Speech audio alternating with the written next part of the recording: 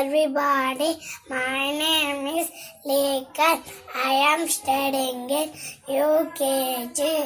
ಅಕ್ಕಮ್ಮ ಮಹಾದೇವಿ ವಚನ ಬೆಟ್ಟದ ಮೇಲೊಂದು ಮನೆಯ ಮಾಡಿ ಮೃಗಗಳಿಗೆ ಹಂಚಿದೊಡೆ ಎಂತಯ್ಯ.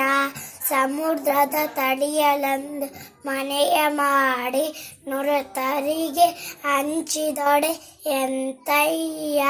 ಸಂತೆ ಒಳಗೆ ಸಣ್ಣದೊಂದು ಮನೆಯ ಮಾಡಿ ಶಬ್ದಕ್ಕೆ ನಾಚಿದೊಡೆ ಎಂತಯ್ಯ. ಓ ಚೆನ್ನ ಮಲ್ಲಿಕಾರ್ಜುನ ದೇವರ ದೇವ ಕೇಳಯ್ಯ.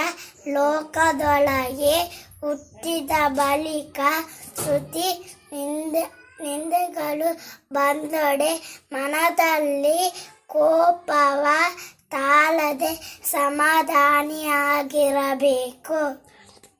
Thank you.